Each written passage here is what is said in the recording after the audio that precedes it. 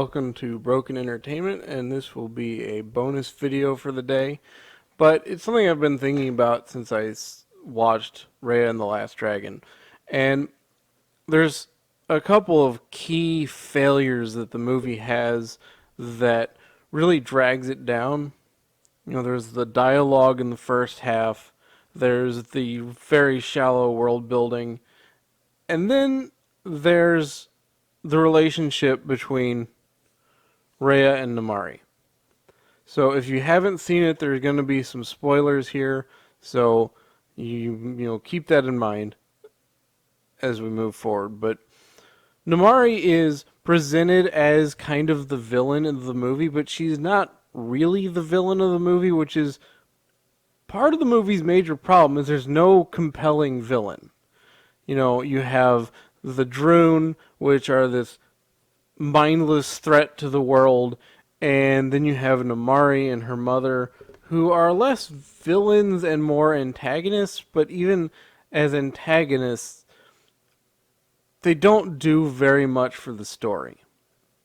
And in the case of Namari, it's a significantly missed opportunity. And Screen Rant has this article asking, is Raya gay, and how Raya and the Last Dragon continues Disney's Elsa problem. Well, first of all, there is no Elsa problem. The whole gay or not thing with Elsa seemed to revolve around her relationship with her sister, who is her sister.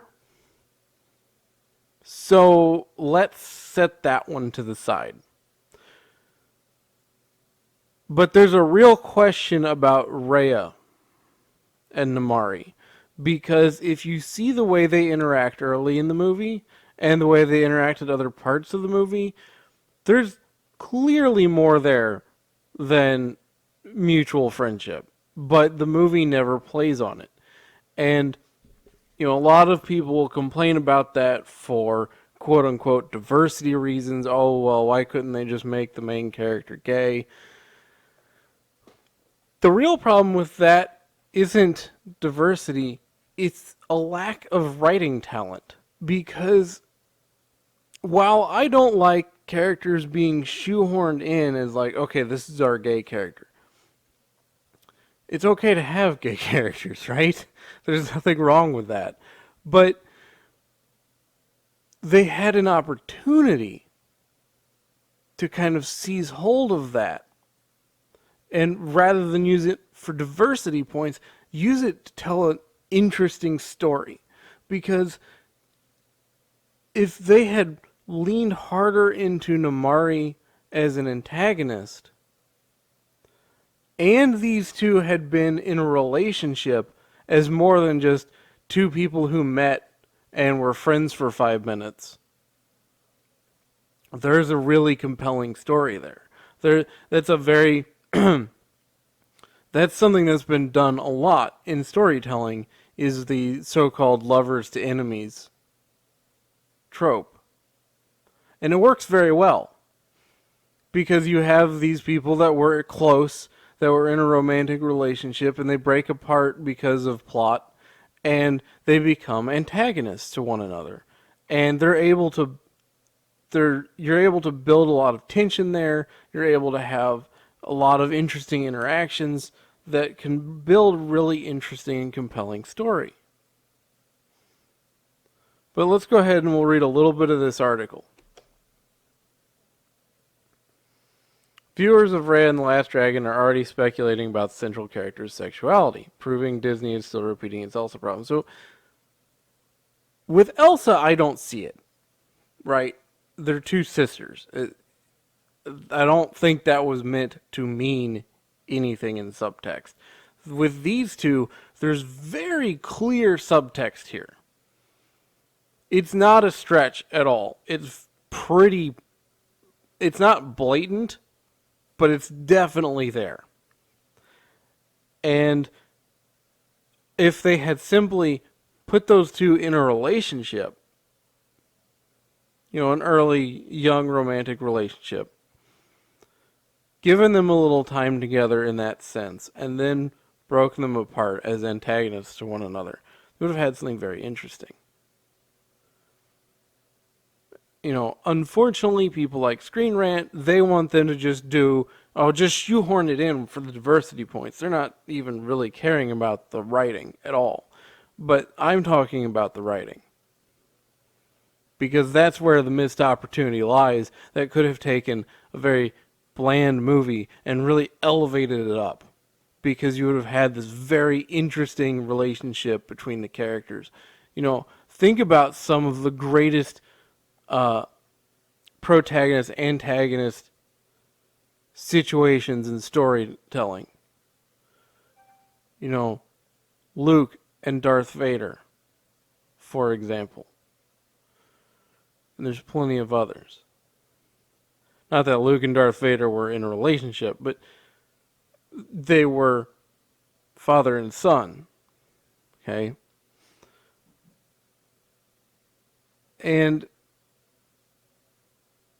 Or in Brandon Sanderson, just as another example, in the Stormlight Archive, you have two characters who become friends through essentially living through hell on Earth, and end up becoming enemies. And that's a very interesting play on the two. It doesn't have to be a romantic thing, but since the subtext was there, they could have elevated that to the fore, and then you have something really interesting going on.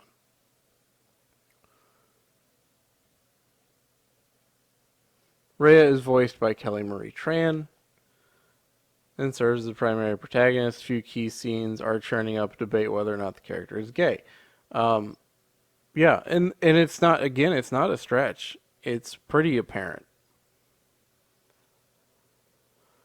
Raya and the Last Dragon follows the fictional world of Kumandra, a kingdom comprised of 5 distinct regions, based on Southeast Asian cultures, very, very loosely. Raya and the Princess of Heart makes it her mission. Raya, the Princess of Heart, makes it her mission to find the last surviving dragon. After the evil druid monsters return and decimate the land. On her journey, blah blah blah.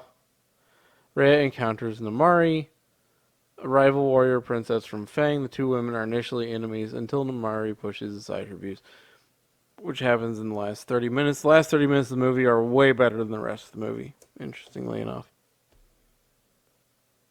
While Raya and Namari are first pinned as enemies, there's a hint of romantic flirtation between the two in Raya and the Last Dragon. While speaking in an interview via Vanity Fair, Kelly Marie Tran confirmed her belief that Raya is gay, adding she voiced the character as if it were some romantic feelings going on there.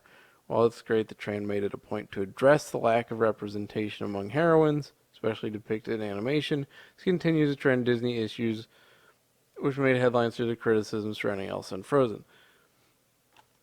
See, this is what I mean by they're just trying to get diversity points. At least Screen Rant is. I don't think Kelly Marie Tran was. And it's okay. Again, these characters should exist. But by reducing it to subtext and playing cute with it, they missed an opportunity because Disney is afraid. Disney believes in this agenda-driven stuff wholeheartedly, but at the same time, they're afraid to put it into these kind of movies.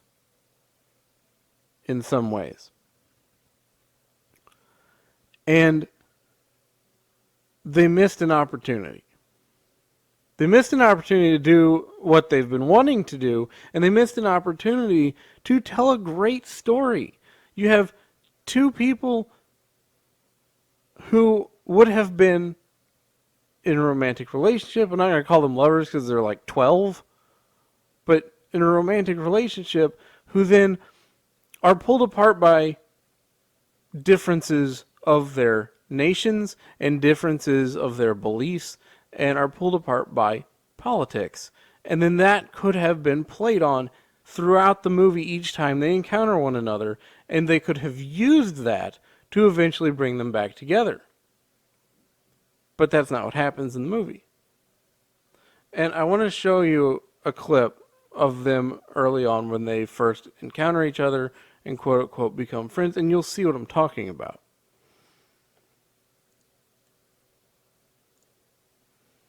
Mari, I'm Raya. Is that Sisu? Sorry, yeah, I might be a little bit of a dragon Also a good nerd. example of the Next dialogue. question. Hand to hand or swords? Blades all day. Right? Okay, dressy or casual? Only a monster would choose to wear this outfit on the regular. Here. Whoa. Really? Hey, come with me, Dupla. I want to show you something. You know, it's there. And what Disney wanted to do was play on the friends to enemies trope. But they didn't do a very good job of that either, because they have this very brief interaction as friends, and then they have the rest of the movie as enemies. And in some ways it's almost compelling, but they just didn't spend enough time on the first part to earn the second part. And if they had spent a little more time, built these two up as having romantic interest in one another, and then yanked them apart, they could have really done something with their movie. And that's ultimately what frustrates me so much about Raya and the Last Dragon, is there's multiple points in the movie where you're like, man, if you had just turned it up just a little bit, you would have really had something. But they never do that.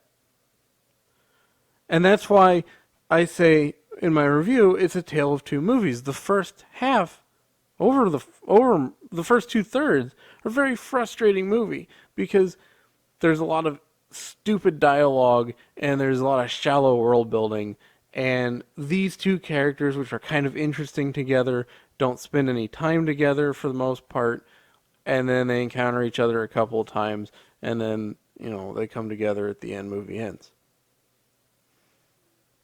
But the last 30 minutes of the movie are great. And it shows you what this movie could have been if Disney focused less on agenda and more on storytelling. They would have not missed this opportunity to tell a great and compelling narrative. But they did, because they don't hire great writers anymore.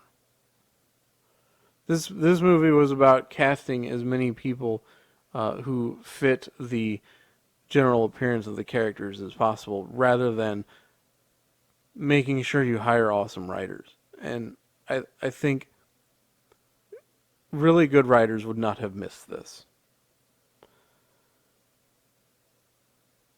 And you could have taken away the subtext and just made them friends, and that would have been fine too. But you had to spend more time on it, and you had to draw them closer as friends too. Either way, they've missed the narrative. And it's just indicative of where Disney is anymore. So let me know what you think about their relationship, if you think the subtext is there. Let me know if you think it would have been a good idea to do the quote-unquote lovers to enemies trope in the comments below. Hit the like button if you like the video. Consider subscribing if you're not subscribed. Hit the bell for notifications, and I will see you next time.